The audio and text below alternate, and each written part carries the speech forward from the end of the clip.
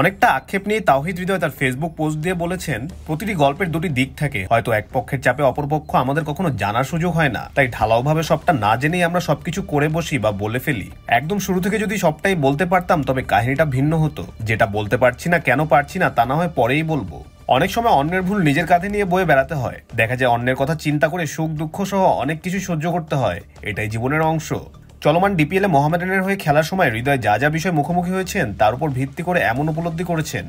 এই ব্যাপারগুলো নিয়ে তিনি বলেছেন, নিজেদের ভিতর অনেক কিছুই হয়, বড় ছোট সবাই ভুল করে। পরিবারের অপর মানুষটাও যেন ছোট বা অপমানিত না হয় সেজন্য নিজেকেও অনেক কিছু নিজের ঘাড়ে নিতে হয়, আবার সহ্যও করতে হয়, হোক সেটা অপমান কিংবা ভালোবাসা। এগুলো মিলেই জীবন। আপাতত এটাই বুঝিয়েছি নিজেকে। সবাই ধরে নিয়েছিল এবার আসলে মোহামেডান মাঠ এবং মাঠের বাইরে দুই জায়গায় অনেক শক্তিশালী, এমনকি মাঠের বাইরে অনেক বিষয় কলকাঠি নাড়ার ক্ষমতা রাখে দলটি।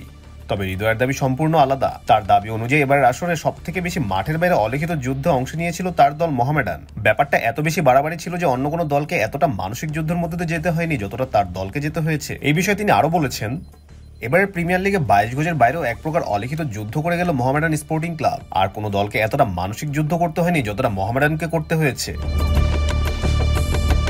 সর্বশেষ মোহামেডানের প্রতি কৃতজ্ঞতা প্রকাশ করেছেন তাওহিদ হৃদয়। হৃদয়ের নিষিদ্ধ নিয়ে পুরো ক্রিকেট পাড়া গরম হয়ে গিয়েছিল। প্রথম 2 ম্যাচে ব্যান, সেখান থেকে 1 ম্যাচ ব্যান, সেখান থেকে আবার 2 ম্যাচ ব্যান এবং সর্বশেষ 4 ম্যাচের জন্য ব্যান।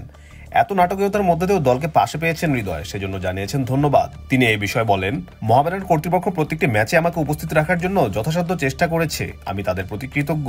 আমার সতীর্থ, প্লেয়ার, শ্রদ্ধেয় কোচ, সংশ্লিষ্ট সকলের প্রতি ভালোবাসা।